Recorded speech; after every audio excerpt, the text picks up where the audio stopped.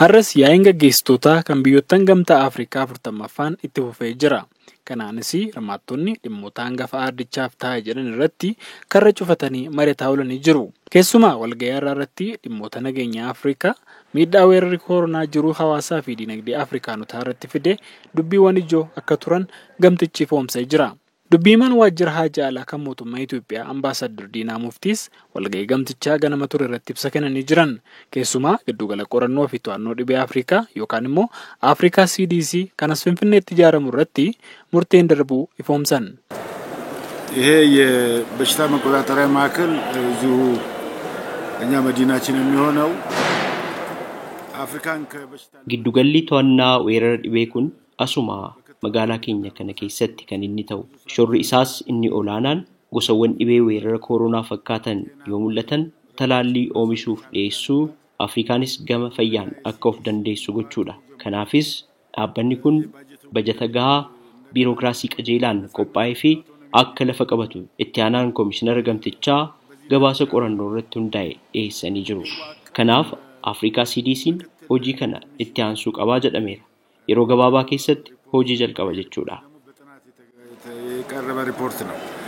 የሲዲሲ ኦፕሬሽን በአጭር ጊዜ ውስጥ ወደ ስራ ወደ ተግባር መግባት አለበት የሚል ነው። ኦልሬዲ ሲዲሲ በአጭር ጊዜ ውስጥ ስራ ይጀምራል ማለት ነው። Ambaasaddar Diinaan bajan CDC Afrikaa dhiyeessisa kan dhaabbaticha hojii isaatti danqa'iin ta'an ta'uu qaba jedhanii jiran. CDC Afrikaan amma magaalaa Finfinneetti waajjira muummee isaa kan ijaarrataa jiru yoo ta'u, dhuma bara 2022tti ni xumurama jedhameetu eegama.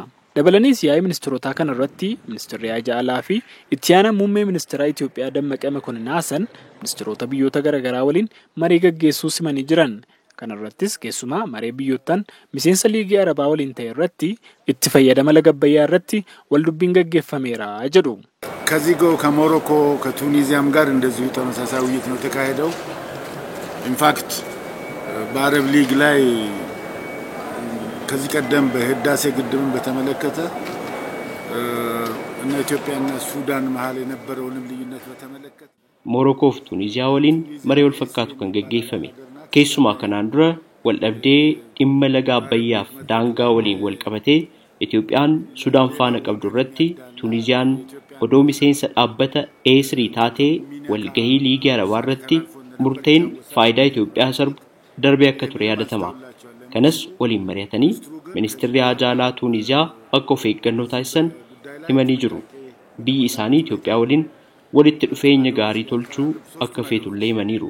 Walga'iin ministeerotaa gamtichaa kan waaree booda ammas kan itti fufee jiru yoo ta'u, haga gabaasa kana qindeessanittis miseensonnii fi ministeeronni haajaa alaa biyyoottan Afrikaa qaboo waaree boodaaf qabatan irratti walga'ii cufaa gaggeessaa jiru.